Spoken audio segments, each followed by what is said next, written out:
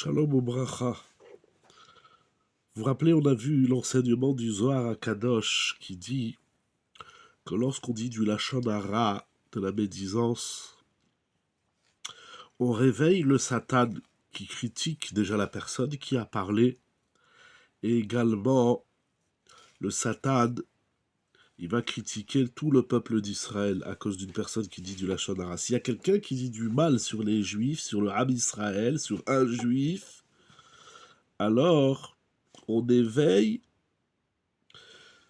la critique surtout le Ham Israël.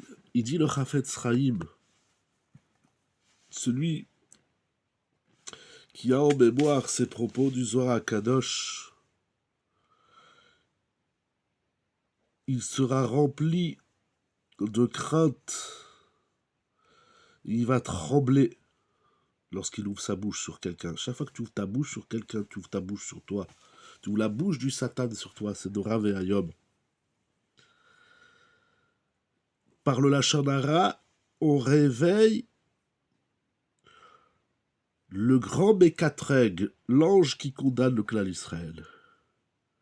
Nous pouvons aisément comprendre la grande punition qui touche l'homme sur cette faute amère et dans ce monde-ci et dans le monde à venir. C'est incroyable. Ba'olam hazeh ou ba'olam haba.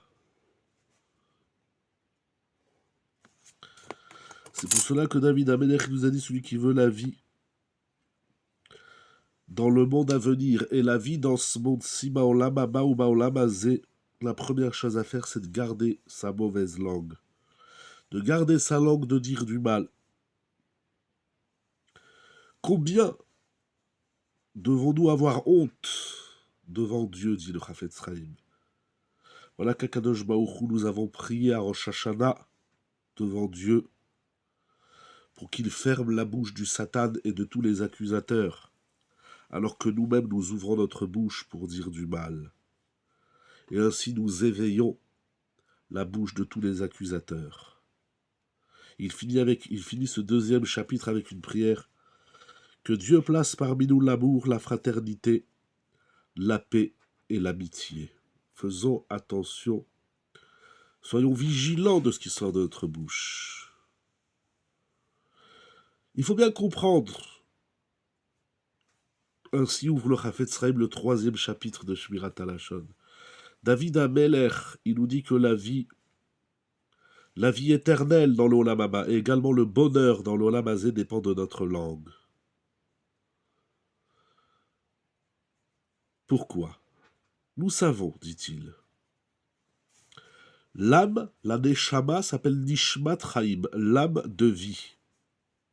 Chaim, la vie en hébreu est un pluriel, les vies. Parce que c'est par l'âme, par la Neshama que l'homme vit pour l'éternité.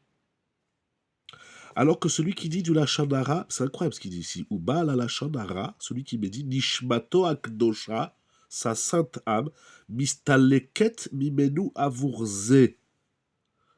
Celui qui médit, au moment où il médit, son âme, sa Neshama, se retire de lui. C'est incroyable ce qui est écrit ici, comme il est enseigné dans le Zohar Kadosh Parashat Metzora. Incroyable. Incroyable ce qui est écrit ici. Au moment où on dit du Lachon Hara, la Neshama s'échappe. Qu'Hachem nous préserve.